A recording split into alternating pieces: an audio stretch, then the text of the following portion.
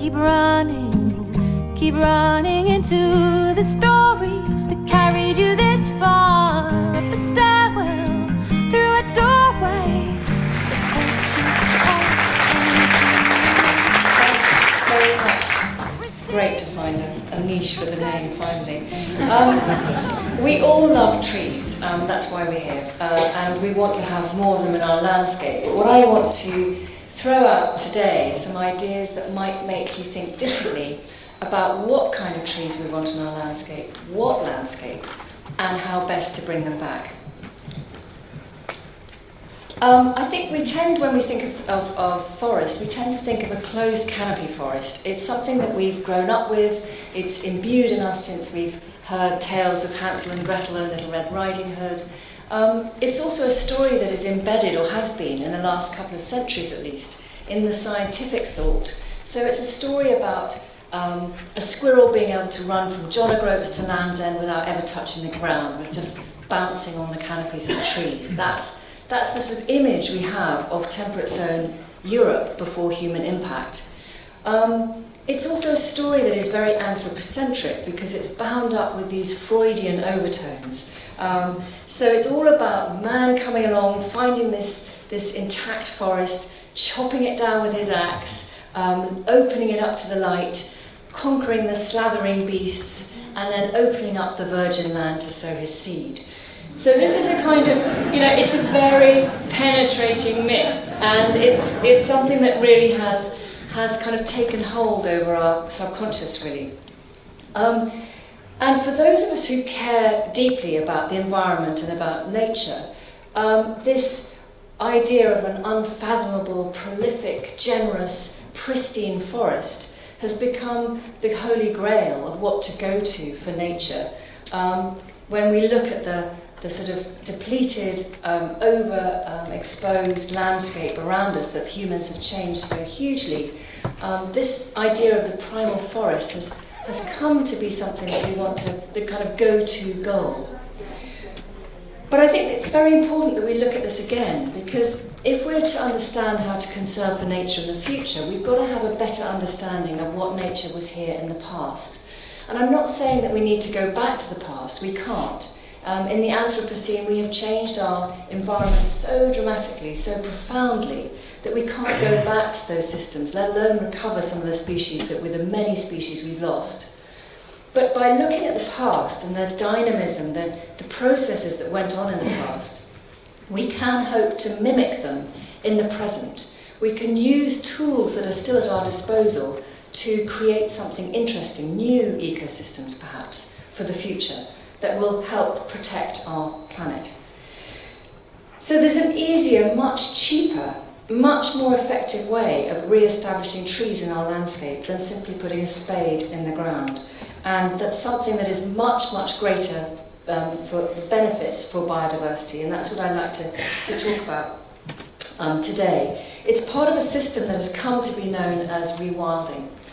My husband and I first got interested in rewilding on our estate in Knepp, Knepp estate in Sussex. It's just 44 miles south of London, underneath the Gatwick stacking system, so we're getting a hell of a lot of nitrogen pouring from the skies upon us. We inherited this intensive arable and dairy farm from Charlie's grandparents in the 1980s. It was already a failing farm. We took it on in our 20s with a kind of verve and vigour of youth and thought we could turn it around. This is what it looked like. Every single inch of it had been ploughed up since the Second World War. So we are on grade 3, grade 4 agricultural land.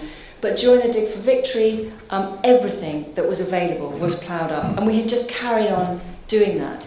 And I think it's important to realise that this is a transformation that has really happened across our countryside in the last 60 to 70 years. Before that, our landscape looked very, very different. We tend to think of it as the new normal. But actually, look back a century ago and our landscape would have been very, very different indeed. I have to look at the figures here because I can never keep them in my head because they seem so completely outrageous. We've lost 75,000 miles of hedgerows since the Second World War and 97% of our wildflower meadows. 90% of our wetlands have gone, and 80% of our lowland heathland. In 1966, so when I was a toddler, there were 40 million more birds in our skies than there are today. We tend to think that this is something, that, well, it's happening all across the globe, it's happening everywhere. There's something almost sort of inevitable about it. But that is not the case. In 2016, the State of Nature brought out a report where they identified this sort of biodiversity intactness index, and they scrutinised 218 different countries. The UK was 29th from the bottom. So we are one of the most nature-depleted countries in the world. It is down to us. Oops, sorry. So when we took over, the Dig for Victory campaign was really only ever intended as a solution for a crisis. We were facing starvation, we were isolated, we were severed from our normal trade routes, our normal markets. This was a response to crisis. It was never meant to be a sustainable form of agriculture into the future. But then, as farmers, we got hooked on subsidies. And then we joined Europe. Europe was hooked on subsidies, thanks largely to the French farmers. And we continued in this extraordinary sort of steam train towards churning every single bit of our land, irrespective of it, whether it was appropriate or not, into mainly arable. I think when we took over in the 1980s, the subsidies, the UK subsidies that were given to farming were something like 57% of the entire EU budget. Absolutely astonishing. I think now it's down to about 41 or 39%, something like that. But it's still huge. So you've got this very artificial driver compelling people to produce food from land that is not appropriate. When we took over, Knepp was already a failing farm. And it was intensive arable and dairy, and for 17 years we did everything we possibly could to try and turn it around. So we bought bigger machinery, we invested in different types of crops, experimented with different methods, we bought bigger animals, bigger cows, Holsteins and Friesians that could produce more milk, we amalgamated dairies, we invested in infrastructure, and we even experimented with diversifying into ice cream and sheep's cheese and all sorts of things like that. Above all, we put more and more and more chemicals on the land, so more fertiliser in the form of nitrates, more pesticides, more fungicides, more herbicides. We threw everything we could at the land. And after 17 years, we were still not making a profit, and we were 1.5 million in debt.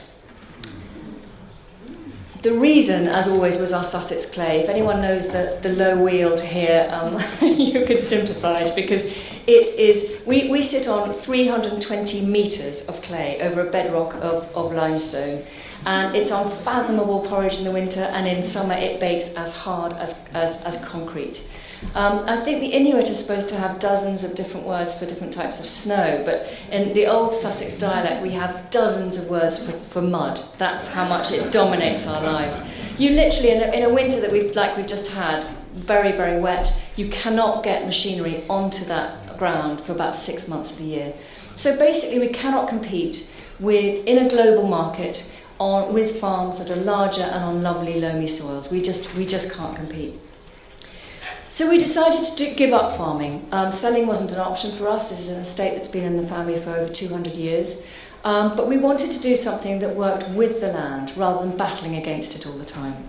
And just about the time that we were selling the farm machinery, selling up the cows, very, very black days, we met this wonderful man, Frans Vera. He's a Dutch ecologist. In 2000, just the year after we'd sold the farm, the farm machinery and stock farming, his book Grazing Ecology and Forest History was published in English. It's not an easy read, it's not a light read, but what he is saying is absolutely astonishing, and it's still sending shockwaves through the scientific and the sort of conservation community. Because what Frans is saying is that in all our imaginings of how temperate zone Europe looked before human impact, we've forgotten about the huge herds of roaming animals that would have been here. We've forgotten about elk, bison, aurochs, tarpan. We've forgotten about wild boar. We've forgotten about beavers by the million. And all these animals would have been in our landscape, and we either made them extinct or pushed them to the borders of extinction, in the case of the bison and the beaver, as we started taking over the land and cultivating it and settling it. So I have to keep. So these are the animals that we had. Amazing to think that we had 5 different species of bison. Only one is left and clinging on by its fingernails, but now thankfully bouncing back in rewilding projects across Europe. What is really interesting is that these animals recolonised our lands after the last ice age, 3,000 years before trees did. So they got here first. They've been here from the year dot, and they have co-evolved with our native species. So they are interlinked, they're completely combined, the way they work with our vegetation and with our native species. So they are drivers of our ecosystems, if you like. The way they disturb, the way they trample, the way they rootle, the way they graze and browse, all their effects on the vegetation are crucial for biodiversity. It's what makes the messy margins, the mosaic of habitats, a much more open habitat than a closed canopy forest, much more interesting for species and much more dynamic. They are basically what kept our landscape from turning into closed canopy forest. And one of the prime indicators of this is our fantastic oak. It's the icon of the British countryside. It is in our cultural DNA. It cannot regenerate in closed canopy conditions. It just can't do it. So it needs light to produce acorns and to produce viable seed. And just the way it spreads out, you can see it is a sun-loving creature. Its limbs spread out in lateral sun salutation. It's providing 360 degrees of habitat. So we think that at least 2,200 species live on an oak, depend on an oak for food and for habitat. 300 species and subspecies of lichen alone. And because this tree can live to 1,000 years or more, you've got deadwood habitat within that living frame. So you've then got saprophytic beetles. You've got all the sort of nooks and crannies for bats, for nesting and roosting for birds. And of course it produces acorns. 100,000 acorns a year a mature oak tree can produce. So that's a huge resource in terms of food for small mammals, but as well as deer and wild boar in the old days. So these old biological associations with this tree indicate that the oak is not just simply a new arrival. It has been in our landscape from the year dot, and it has very complicated and complex biological associations. But it's not just the oak that's light demanding. Species like hazel and birch and all our fruit-producing shrubs like crabapple, wild cherry and wild plum, all these need open light conditions in order to regenerate. So when you find these species in your pollen samples, when you're looking at what happened in the past, they are indicators of a much more open landscape.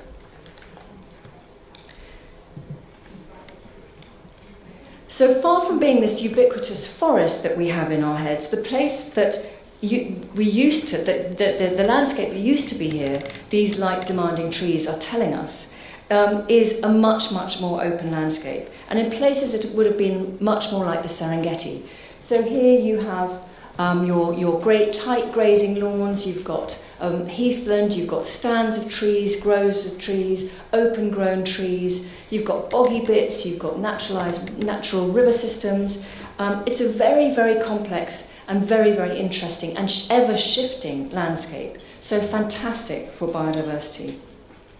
What Vera is saying, therefore, in the modern day, is if we want to recover some of these cataclysmic losses that we've been encountering, both in terms of biodiversity and our environment and our soils, the way to do it is to allow free-roaming animals, free-roaming herbivores back into the landscape at big scale and let them manage this process for you. Let them kickstart natural processes and amazing things will start to happen. So we were really intrigued by this and we thought we'd do an experiment to see if what he said worked. estate is divided into 3 different areas, rather unimaginatively called the northern, the middle and the southern block. The southern block is really where we've seen Vera's theories spring to life. This is an area that has become so exciting that we have some of the UK's, if not Europe's, most rarest species. It's now home to turtle doves and nightingales and purple emperors, amongst many, many more species. And this is what it looks like. The reason this area is so dynamic and so exciting for wildlife came about completely by accident. The northern block and the middle blocks were associated with ancient parkland. The middle block with a Repton Park, the northern block with a much older park in King John's time. So we very quickly got funding to restore these areas, and so we got funding from Countryside Stewardship to restore parks, basically. And we ring-fenced those areas and we released our free-roaming animals into them. Exciting things are happening, and there's no doubt about it. We've got peregrines, we've got goshawks, we've got wonderful small mammals, we've got dung beetles, lots of exciting stuff.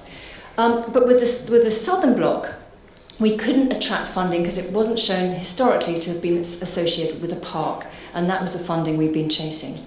And we weren't having any luck attracting HLS, higher level stewardship funding, because we weren't in a target area. So we were completely at a loss what to do with this 1,200 acres of the southern block. We didn't have the money to ring fence it, nor did we have the money to resow with wildflowers and native grasses. So after the last harvest of each field, over a period of about 4 years, we just left the fields be as they were. So they'd been planted with maize and harvested, we just leave it. Barley, wheat, whatever. We just left it. So what happened in the interim time was you suddenly got this extraordinary vegetation pulse. Suddenly we were seeing hawthorn, bramble, dog rose, blackthorn pumping up in the middle of these fields. And our hedgerows were just billowing out like dowagers released from their stays. They were just loving it, moving out, marching into the fields. And in some places we were seeing stands of sallow coming up. It was all very random because the fields had been taken out at different times, and the responses were all to do with what the weather was like, the mast year for seeds, what the history of that soil was. So it was very complicated. We still haven't worked out why each field has responded differently. But what's happened is you've got this interesting mosaic of habitats of different types of shrub coming back into the landscape. And because of that, we suddenly started seeing amazing amounts of birds. Obviously, birds are our charismatic species. They're very visible, so they're easy to count. And they're very, very good indicators of what else is going on. So when you see birds, you know that you've got fantastic insects, you know you've got fantastic flora, and small mammals perhaps as well.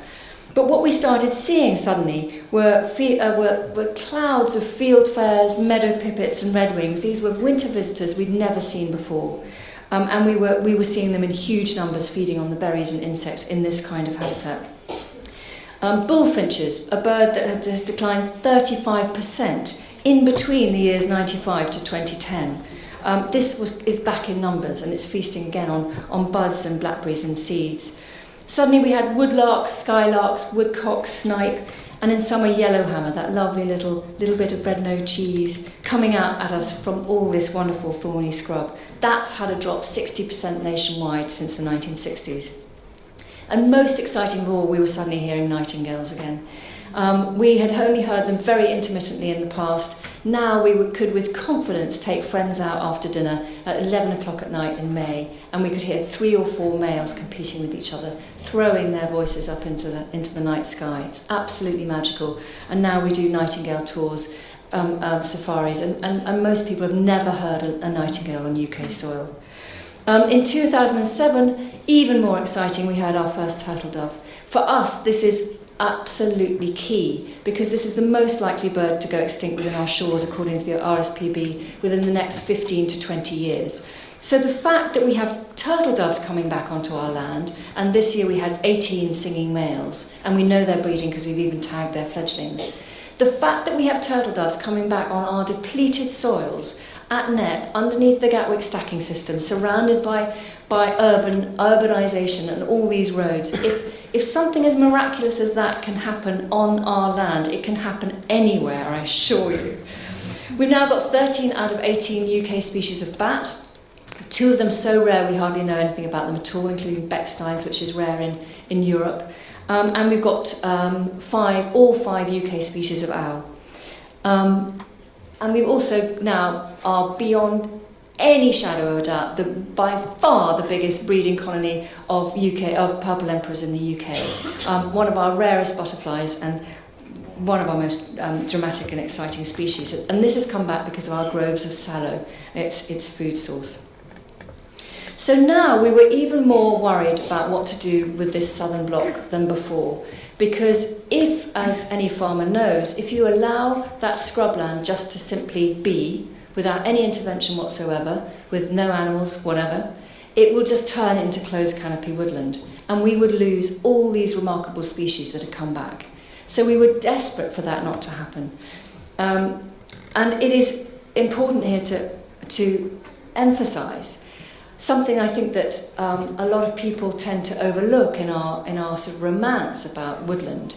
Closed canopy woodland is very species poor. I was very interested to hear Martin talk about that it makes it easier to do scientific monitoring and research. But there's a reason for that, and that is that most of our species need light conditions for at least some part of their life cycle. 90% of our species in Europe need to be in the open light conditions. Very, very few birds will tolerate closed canopy woodland.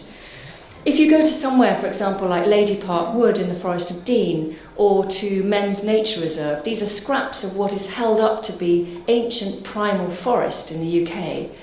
And these are very closely monitored by scientists. What you find is that biodiversity is just on a trajectory like this. Even now, it's still continuing to fall. And these are very, very closely monitored. If you go to Biodiversity in Poland, where spirits really run high about this supposed last ancient primal scrap of forest in Europe, you walk through those woods. Most of them are plantations, about 200 years old. They're old plantations, but they are not natural regenerated forest, and it is silent. There's nothing there. You may have fantastic fungi, you may have fantastic saprophilic insects and beetles, but you won't have birds, you don't have flora in any interesting quantities. So trees on their own are not the answer. Thankfully, because of all these amazing birds and things that were coming back to the Southern Block, we got funding in 2009 from Higher Level Stewardship. And bizarrely, now that we've got funding, we are now an area that is a target for HLS funding. It's a bizarre thing of the tail wagging the dog. You know, if you haven't got it, you can't get it. And once you've got it, everyone can get it. I don't know how HLS works, but anyway, thankfully we are now encouraging areas around us to get HLS projects underway as well. But this money now allowed us to ring fence the area and to introduce free roaming animals. The animals we've introduced are representative of at least some of the mouths that were in that landscape before. Obviously, we hunted to extinction the aurochs and the tarpan. We don't have bison, we can't introduce wild boar, but we can use proxies of them. And that's really important because they can be the spirit of the ghost's past, if you like. We didn't introduce sheep and goats because they are a relatively late introduction by man from Mesopotamia. That's where they came from originally. So our vegetation has less ability to defend itself against grazing and browsing by sheep and goats. So they were out of the picture. Here I was going to show you some video clips, but I'm afraid technical hitch, we can't get the video to work. But this is an Old English longhorn, so it's standing in as a proxy for the aurochs. It looks the part, it's got fantastic great horns. And why it's important, it's an old breed, so obviously it can survive outside all year round without supplementary feeding. We don't give any attention to these animals at all unless they need veterinary attention, which they rarely do because they're so healthy and we think they kind of self-medicate and they're in their natural environment anyway. They're browsing on what they want to eat. very important that these animals browse as well as graze. Cattle don't eat grass. They much prefer to eat a mixture of browsing as well as grazing. And that's so important because of the impact on the habitat. They can carry up to 230 different seed species in their gut and their hooves and their fur. So they're a hugely important vector for other species of plant to move across the landscape. They'll eat in one place, walk sometimes miles, dung it out in another, and a perfect pile of compost ready to take off again. So animals, we've completely forgotten in our static kind of game over way of treating livestock just in one place and taking them off the land, putting them on, taking them off. We've forgotten that this whole motion of migrating animals through our landscape was a way that nutrients and minerals moved from one place to another, from the sea to the tops of mountains. And we've also forgotten, of course, about the importance of corpses, of those bodies rotting down and returning those minerals and nutrients into the soil, something we don't allow these days, and we would like to allow at Knepp, but we'll see if that will happen. We also introduced, and of course dung. So if you're thinking about soil restoration, hugely valuable, these animals, because now we're not feeding them avermectins, the wormers, the antibiotics that are routinely given to livestock in intensive systems. You've got this dung that is high in nutrients, ready to be pulled back into the soil by species like dung beetles, the specialists. Dung beetles are a keystone species, and my husband Charlie, who's a bit of a nut about dung beetles, I have to say, you can imagine what our kitchen looks like sometimes, but he once discovered 23 different species of dung beetle in a single cowpat. We've got a dung beetle that hasn't even been seen in Sussex called the violet door beetle, Geotrupes mutata, that hasn't been seen in Sussex for 50 years. How it finds us, I just don't know, but there it is everywhere now, doing its work, pulling the dung back into the soil and regenerating our soils for us. Lovely long Exmoor ponies. Exmoor ponies standing in for the tarpan. I don't know if any of you are familiar with the cave paintings of Lascaux about 17,500 years ago. On the walls of those caves in France is a pony that looks exactly like this. It's a very ancient breed, very hardy, been here forever. And again, it can survive out in our conditions, no problem, all year round. But it's another mouthpiece in the landscape, so it eats completely different things. I've got some great footage of it eating thistles and all sorts of unimaginable things that the cows just simply can't stomach. So there's a lovely relationship between equines and bovines, where the equines eat all the tough stuff that the cows can't stomach, enabling the sweet grasses to come up. So I love this picture in my head of tarpan moving through a landscape in times past, with the aurochs following behind, taking advantage of the species that the tarpan has facilitated. And then we have roe deer, red deer and fallow deer, same story really, different mouthpieces, different ways of disturbing the land. Red deer particularly heavy hitters. We think they were actually a riverine species originally. When you see them at Knepp with plenty of water to be in, they're almost entirely always in the water. We think that they, as a man took over the river systems, they pushed red deer out up into the mountains where they don't really want to be. Naturally, they're probably much more like a pear david or a sitatunga. They're a kind of animal that likes to be always in water. But they are very heavy hitters, and so, like bison, they can ring bark trees in the winter. So they have a big impact on vegetation. And then pigs. It does show the pig diving in our ponds and lakes. They behave like hippos. I mean, it's amazing when you see animals that you're used to seeing in a farmyard or a boring green field, allowed to express themselves. They do all sorts of incredible things, and they can hold their breath for 20 seconds, and they dive down and pull up swan mussels from the bottom of our lakes. How they know they're there, I don't know. Huge opportunities, very, very clever. But what they're doing is they're rootling up the soil, exposing the sward. So if you've got a thick, grassy sward, if you've got permanent pasture, it's very, very difficult for other species to come in and colonise that. But the pigs will open up the sward in little patches, allowing these native plants and species, including our beautiful, tiny, I'm not going to call them weeds evermore, are native wildflowers that species like turtle doves depend on, things like scarlet pimpernel, fumitory, and all of those. Because we had left the southern block alone for 5 or 6 years, the vegetation, the thorny scrub, had a chance to establish, and it had a... What's happened there? The thorny scrub had a chance to establish, so it was able to build up tannins to resist some of the browsing, and it also had the ability to produce thorns. We see crab apples, naturally regenerated crab apples in this landscape.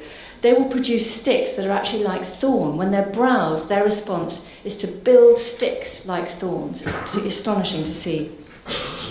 And the more that the animals browse, the more robust the scrub becomes. They have evolved essentially to take heavy browsing, and that is why we're able to coppice. So if you cut hazel, oak, ash, willow, field maple, sweet chestnut, they all bounce back in profusion, because what we're doing when we're coppicing and pollarding is mimicking the disturbance of these ancient megafauna. And actually, pollarding and coppicing can prolong the life of trees. That's what's so interesting. The response is actually that they can actually prolong the biological life of these trees. So what's happening here is two natural processes that are present in the landscape and need to be in balance. You've got vegetation succession, so your scrub going up into closed canopy woodland, and you've got animal disturbance. If you've got the two battling it out together, then you have this really exciting sort of war going on, which produces different habitats, different responses, a mosaic of vegetation responses, which is rocket fuel for biodiversity. If you have one without the other, if you have vegetation succession but no animal disturbance, you get boring closed canopy woodland. If you get too many animals and no response, the scrub's not able to respond, then you just get open grassland, again very species poor. So this is what you want. You want enough animal disturbance and enough robustness in your vegetation to get that dynamism going, to get the whole thing kicking off. So how can trees establish themselves in the presence of grazing and browsing animals? Well, this is something that we've completely forgotten in the present day. The key is thorny scrub. It's a habitat that has almost entirely disappeared from our landscape today. We look at this sort of land today and you would call it wasteland. It's good for nothing. Farmers certainly abhor it. But it wasn't always like that. And not so long ago, this kind of landscape had huge value. From medieval times onwards, up until the First World War, we got things like walking sticks, tool handles, fuel, charcoal, fodder for animals. We used to get medicines, dyes, tanning, baskets, gunpowder, brooms, you name it. And you only have to look back into our old field names to see that this sort of landscape was actually valued. It was valued and managed as a crop. At Knepp we have names like Brummer's Corner, Benton's Gorse, Bramblefield, Rushets, Little Thornhill, Stub Mead, High Reeds, and numerous furze fields. Furze is an old English word for gorse. Everywhere we have furze fields. So thorny scrub is also key to establishing trees, and that was again one of its values that it was treasured for. By the time we'd got the fence built around the southern block and we introduced our grazing animals, our browsing animals, we'd already had tens of thousands of saplings, oaks, had popped up in that area. I mean, tens of thousands. Everywhere you looked, there were little oaks.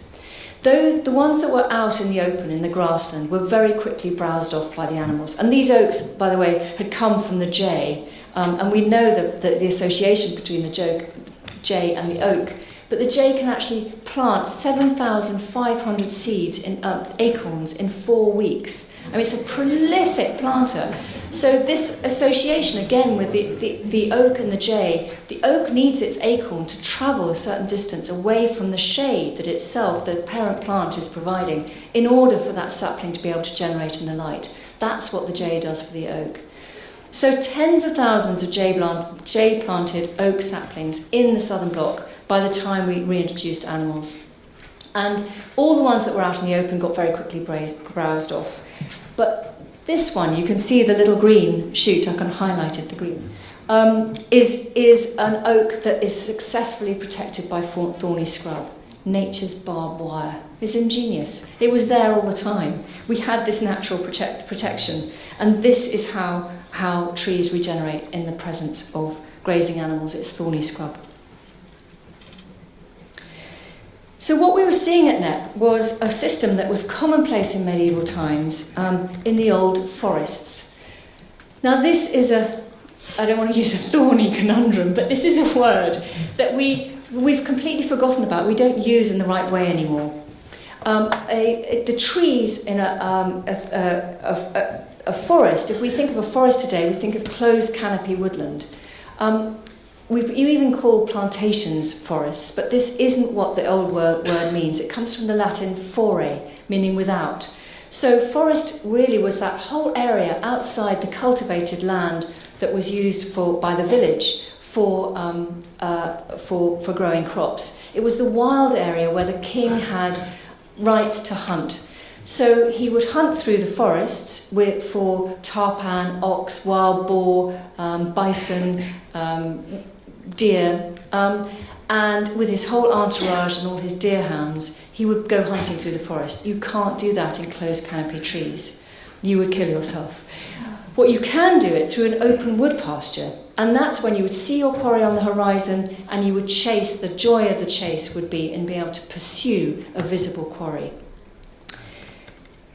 So ultimately, as we hunted our herbivores to extinction, we started to the commoners were allowed to go into these forests to graze and browse their animals. So it was particularly useful for pigs. So with these great big open-grown oaks and the acorns, pigs could go and forage for pannage for oaks. And also the commoners would collect honey from the forest. You can't collect honey from a closed canopy forest because there aren't the pollinators, the pollen species, to provide for the bees to do that. One of the last remaining forests, true forests that we have is a new forest. Again, you can see the sort of mosaic of habitats here, and one of the clearest distinguishing features is the gorse, this thorn. It's just worth this quoting Arthur Standish, who was an agricultural writer in the 17th century, talking about an old forest proverb, so old even in the 17th century, that the thorn bush is the mother of the oak. Without it, there'd be no timber in the common land. In the 17th century, forest officers were instructed to cast acorns and ashlays, ash seed, into the straggling and dispersed bushes, which, as experience proveth, will grow up sheltered by the bushes unto perfection. So they really treasured their thorny scrub. In fact, they treasured it so much that in the 18th century, if you were caught disturbing it or cutting it down, you got lashings of the whip and 3 months imprisonment. So then our idea of forest completely changed. And on the verge of the 19th century and the Industrial Revolution, there was more call for timber. We wanted it faster, we wanted it quicker, we wanted it with a bigger diameter. We didn't have the time or the patience to wait for coppicing and pollarding. And thanks to this man, a German, Heinrich von Cotter, he was founder of the Saxon Academy of Forestry. He pioneered the modern forestry techniques that we all follow today.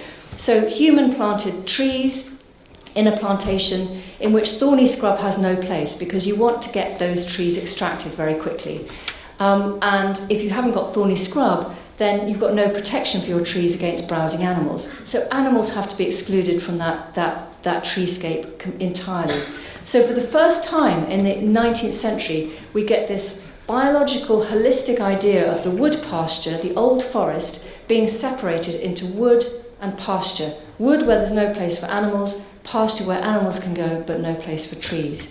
It was a complete change that we have inherited today. So nowadays, what do we do when we want to plant trees? We've forgotten how they could ever regenerate in a landscape without human hand. So what do we do when we want to try and stop rabbits and deer from nibbling those precious little saplings? Well, we put them in carbon-intensive polypropylene cylinders attached to tannalized wooden stakes tied with a plastic tie. Hugely costly in terms of carbon because they have to be produced from something, and at a human cost because it's a huge amount of work to do it. It's very labour intensive. Even if this area is to be ring planted, is to be ring fenced from deer, these little cylinders are poor protection from the kind of damage that rabbits, voles and badgers can do. They're also very poor protection against wind and flooding, and those cylinders can actually rub and rub the bark off those tiny little tender stems as they rise. Whether or not the trees survive, then there's the labour-intensive task of removing these cylinders, because contrary to what they say they do not biodegrade. I've spent weeks of my life taking these things off 2 plantations that we did before we started the Rewilding project.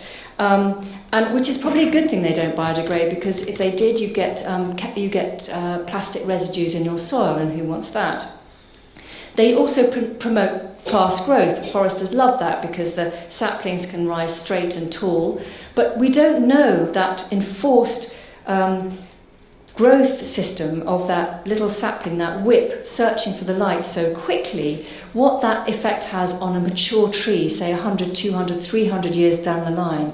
Does that in some way affect its resilience, its immunity? What I would say is that without having any surrounding trees in this area, without having your thorny scrub or any of your mature or veteran trees around in this landscape, these little saplings are being deprived of all those mycorrhizal networks we've been talking about and hearing about, that will provide nutrients and minerals to those little plants as they grow. So that is certainly going to have an effect on their ability to resist pests and climate change in the future.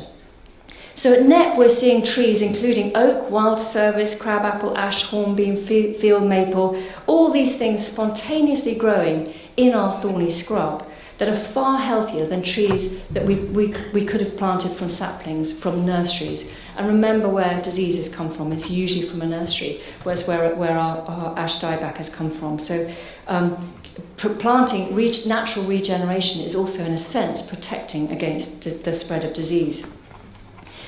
When we first showed the Woodland Trust around this area, they were so excited and they thought, this is amazing, we can do this without, it doesn't cost anything. We can regenerate woodscapes in our land without spending any money at all.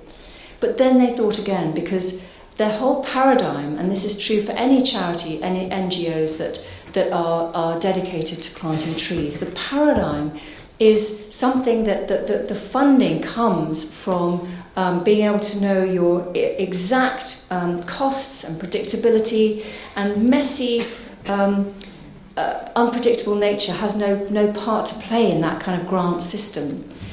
Also, the Woodland Trust and other charities depend on this story of physically planting a tree, putting a spade in the ground and planting a tree. And it's a lovely story, and I've done it myself with my children. I've grown little oak acorns from scratch and watched them grow in a jam jar and then planted them out. And it's a wonderful way of connecting people and children with trees and with the landscape again. But we have to recognise that this is a very artificial construct. And if we're doing it just for earning money, getting grant into the system, then I think there's something wrong, and we ought to start looking at different paradigms to encourage natural regeneration again. And I'm thinking particularly of the northern forest. Because this is an area the size of Yorkshire that is already being planted up now. If we could allow this area to be naturally regenerated, we could save ourselves £500 million, and we could also have the most wonderful biodiverse habitat there is. We could have thorny scrub protecting the naturally regenerated trees coming up. It could be full of excitement, unpredictability, and we could have free roaming animals in that landscape. A magnet for people to go and see and enjoy. It would be humming, thrumming with life. So really, I think we need to rethink the way we look at trees, how we want them back in our landscape, what that landscape should be, what these trees mean to us, what they can provide for us, and what they should look like.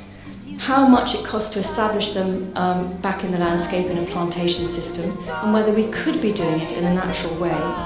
Because if we want to increase tree cover, but at the same time increase biodiversity and species resilience, then we should seriously think about places where we can allow thorny scrub to do the job for us and allow free-roaming animals to interact with that thorny scrub and create a truly dynamic wood pasture system again, the old forest.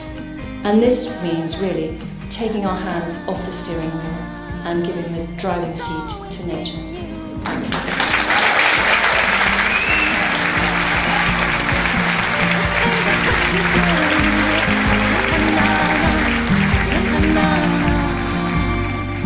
I wish I wouldn't do. No. I don't know where I've been. No. We've been through every scene. No. Searching for you.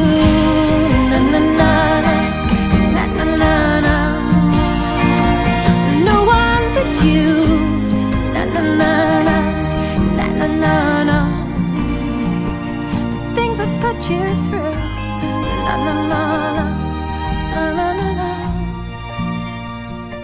It's always been you.